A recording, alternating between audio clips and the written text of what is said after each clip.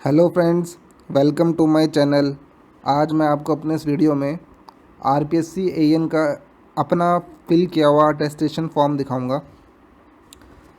Attestation form almost detailed application form जैसा similar होता है, बस थोड़ा बहुत ही डिफरेंस है, इसमें ज़्यादा नहीं है। बेसिकली ये अटेस्टेशन फॉर्म मैं इसलिए दिखा रहा हूँ कि कई लोगों के डाउट्स हैं कि मैंने जो अपना जॉब का पार्ट मेंशन किया था नहीं किया था, तो एक तो उस रीज़न से दिखा रहा हूँ और आपको दिखाऊंगा कि एक अटेस्टेशन फॉर्म कैसे भरा जाता है। हालांकि बेसिक है, तो वीडियो को एंड तक ज़रूर देखें और वीडियो अच्छा लगे तो लाइक ज़रूर करें और चैनल को सब्सक्राइब ज़रूर करें। तो चलिए स्टार्ट करते हैं अपने इस वीडियो को। सबसे पहले मैं आपको एक लेटर दिखाना चाहूँगा जो कि आपको मिलेगा अगर आप सिलेक्ट हो जाते हैं। तो इस लेटर में सिलेक्ट होने के बाद ये आपके सामने लेटर आप देख सकते हैं कि इस तरीके से आपको लेटर दिखेगा। तो इसमें सबसे ऊपर मेरा नाम है, फादर्स नेम और मेरा एड्रेस। इसमें फिर सब्जेक्ट लिखा हुआ है, फिर हिंदी के अंदर मैटर है सारा। हिंदी में लिखा हुआ है, उपरोक्त विषयांतर्गत लेख है कि सहायक अभियंता सिविल संयुक्त प्रतियोगी परीक्षा 2013 में आपका चयन जल संसाधन विभाग में किया गया है। आपका अनुक्रमांक नंबर एवं मेरिट नंबर 8, आपका जो भी मेरिट नंबर होगा वो मेंशन होगा। नियुक्ति की आवश्यक कार्रवाई से पूर्व आपका पुलिस वेरिफिकेशन कराया जाना है, अतः सत्यापन प्रपत्र की प्रति संलग्न है कर भिजवाई जा रही है। वर्तमान फ़ोटो सहित इसकी पूर्ति कर शीघ्र भिजवाने की व्यवस्था करवाएं ताकि चरित्र सत्यापन करा जा सके। एक इस तरीके का आपको लेटर मिलेगा जिसका मैटर ये होगा जो भी आपका रिस्पेक्टिव डिपार्टमेंट, जो भी आपको डिपार्टमेंट अलॉट होगा वो लेटर आपको डिपार्टमेंट भेजेगा। ठीक है, इस लेटर को लेकर आपको जाना होगा अपने सेक्रेटरीट में। जैसे जल संसाधन विभाग का सेक्रेटरीट होता है तो वहाँ पे जाके आपको ये लेटर लेके जाना पड़ेगा और अटेस्टेशन फॉर्म फिल किया हुआ आपको लेकर जाना पड़ेगा। तो नेक्स्ट मैं आपको दिखाता हूँ कि नेक्स्ट कागज़ क्या है, डॉक्यूमेंट क्या है। ये एक लेटर है जो कि वहाँ पे आपको सबमिट करना पड़ेगा। इस लेटर का फॉर्मेट ये है, जब आप डॉक्यूमेंट सबमिट करेंगे सेक्रेटरीट में जाके तो एक लेटर डॉक्यूमेंट आपको सबमिट करने पड़ेंगे। तो लेटर जो है डीएस यानी कि डिप्टी सेक्रेटरी को मार्क्ड है, वाटर रिसोर्सेज डिपार्टमेंट में जो होंगे। सब्जेक्ट है असिस्टेंट इंजीनियर कंबाइंड एग्जामिनेशन 2013। इसमें है, it is to inform you that with reference to your letter number I have submitted the attestation form duly filled with all information regarding to me on dated. बस बहुत ही simple सा matter है। ये आपको लिख के और अपने डॉक्यूमेंट प्लस अटेस्टेशन फॉर्म जो भी होंगे वो जमा करने होंगे। उसके बाद में आपकी पुलिस वेरिफिकेशन होगी। ठीक है, तो मैं आपको अब अपना अटेस्टेशन फॉर्म दिखाता हूँ कि अटेस्टेशन फॉर्म होता कैसा है। ये अटेस्टेशन फॉर्म का फर्स्ट पेज है। इसमें सबसे ऊपर ही वार्निंग दे रखी है, the furnishing of false information और suppression of any factual information in the attestation form would be a disqualification and is likely to render the candidate unfit for employment under the government. तो कोई भी अगर आपके ऊपर case या वगैरह कुछ चल रहा हो तो उस चीज़ को हाइड ना करें। जॉब वाला पार्ट अलग है, जॉब से कोई नुकसान नहीं है, बट अगर ऐसा कोई केस या कोर्ट में पेशी वगैरह रह रही है तो उस चीज़ को ज़रूर मेंशन कर दें। ठीक है, तो सबसे पहला जो पॉइंट है इसमें मेरा नाम है। सेकंड पॉइंट प्रेजेंट एड्रेस है। थर्ड पॉइंट मेरा होम एड्रेस है। जो थर्ड पॉइंट का सेकंड पार्ट है उसमें लिखा है originally a resident of Pakistan Bangladesh, इनमें से कुछ नहीं होगा तो आप उसको रहने दें। फोर्थ पॉइंट जो है particular of places with period of residence where you have resided for more than 1 year at a time during the preceding 5 years in case of stay abroad including Pakistan, particulars of all places where you have resided for more than 1 year after attaining the age of 21 years should be given। 21 साल के बाद last अगर आप कहीं भी 1 साल से ज़्यादा रुके हों 21 साल की एज के बाद तो वो सारी चीज़ें आपको मेंशन करनी है। तो 21 साल के बाद एज के बाद यानी कि 2009 से 2014।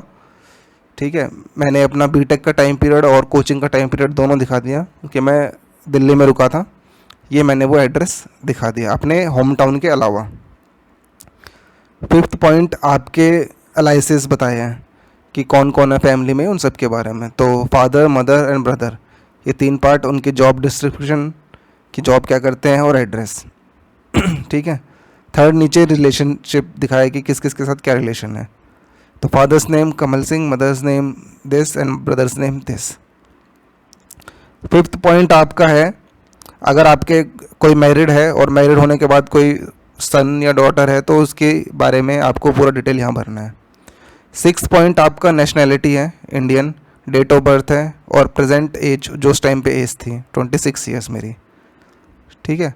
एज एट मैट्रिकुलेशन, 10th में आपकी क्या एज थी, एक वो भी पार्ट आपको बताना पड़ेगा। एट्थ पॉइंट जो है, place of birth, district and state in which situated. Place of birth आपको बताना है कौन से डिस्ट्रिक्ट में और कौन से स्टेट में। District and state to which you belong, और आपका होम टाउन या फिर आपको जिसको कह सकते हो मूल निवासी। District and state to which your father belong, ठीक है। तो ये दोनों चीज़ें आपको मेंशन करनी पड़ेंगी। नाइन्थ पॉइंट में आपका रिलीजन पूछा जाएगा, और क्या, और जो सेकंड पार्ट है इसका वो है कि आप ST SC कैटेगरी से बिलोंग करते हैं, एक ये पार्ट पूछा जाएगा। 10th में आपकी education qualification after 15 years of age के बाद, यानी कि 9th क्लास से लेके ऑलमोस्ट, जब मैं था तो 9th 15 की जब एज थी तो 9th में था, तो 9th से लेके बाकी के टाइम पीरियड के लिए आपकी एज की मतलब क्या क्या क्वालिफिकेशन है वो मेंशन करनी पड़ेगी। तो मैं government boys senior secondary school Motibagh से पढ़ा था, न्यू दिल्ली से, ठीक है। ये है 9th 10th 11th 12th मैंने वहीं से करी थी। फिर कॉलेज है मेरा चौधरी ब्रह्म प्रकाश गवर्नमेंट इंजीनियरिंग कॉलेज जाफरपुर, 2009 से 2013 बीटेक इन सिविल इंजीनियरिंग। तो ये मेरी एजुकेशनल क्वालिफिकेशन थी। ये होते हैं 10th पॉइंट। 11 पॉइंट आता है जो कि जॉब वालों के लिए सबसे ज़्यादा इंपॉर्टेंट है, ठीक है। मैंने जॉब में यहाँ पे कुछ मेंशन नहीं करा था। कईयों ने मुझसे पूछा था कि सर NPS हम ऑलरेडी वर्किंग है, NPS का क्या होगा। NPS कोई भी एक प्राइवेट आदमी भी अपना खुलवा सकता है NPS का अकाउंट, ऐसा कुछ नहीं है कि सिर्फ गवर्नमेंट एम्प्लॉयज़ का ही NPS अकाउंट खुलता है। जब आप ज्वाइन कर ले डिपार्टमेंट में जाके, आपकी जब फर्स्ट सैलरी बनेगी तो वहाँ जाके अपना प्रान नंबर बता दें कि मेरा प्रान नंबर ऑलरेडी बना हुआ है, तो आपका NPS का पैसा भी सारा ट्रांसफ़र हो जाएगा। ऐसी कोई उसमें प्रॉब्लम वाली बात नहीं आएगी, क्योंकि NOC कई डिपार्टमेंट्स ऐसे होते हैं जो कि NOC भी नहीं प्रोवाइड करते हैं, ठीक है। तो ऐसी कोई बड़ी दिक्कत वाली बात नहीं है। आप बोल सकते हैं कि मुझे NOC नहीं मिल रही थी तो इसलिए मैंने मेंशन नहीं किया। तो ये है मेरा जो कि अटेस्टेशन फॉर्म में सबसे इम्पोर्टेंट पॉइंट था, 11th पॉइंट मैंने मेंशन ही नहीं किया था।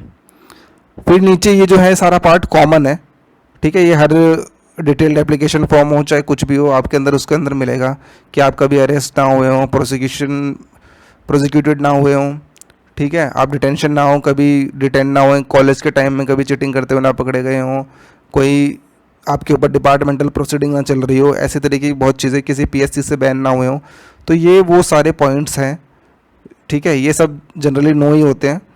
अगर येस है तो इसमें फिर आपको उसके साथ अगर कोई केस भी चल रहा होगा तो आपको वो केस में आपके फेवर में फैसला हो चुका है नहीं, इस तरीके के आपको डॉक्यूमेंट भी लगाने पड़ सकते हैं, ठीक है। इसके बाद जो पेज है उसमें पूछा हुआ है 13th पॉइंट जो है, name of 2 responsible person of your locality और 2 references to whom you are known. तो आपको 2 रेफरेंस देने पड़ेंगे। 2 रेफरेंस मैंने दिए थे, ये थे। लास्ट में आपके सिग्नेचर, प्लेस और डेट, आपको ये तीनों चीज़ें भर के देनी पड़ेंगी, ठीक है। इसके बाद एक आइडेंटिटी सर्टिफिकेट भी लगता है।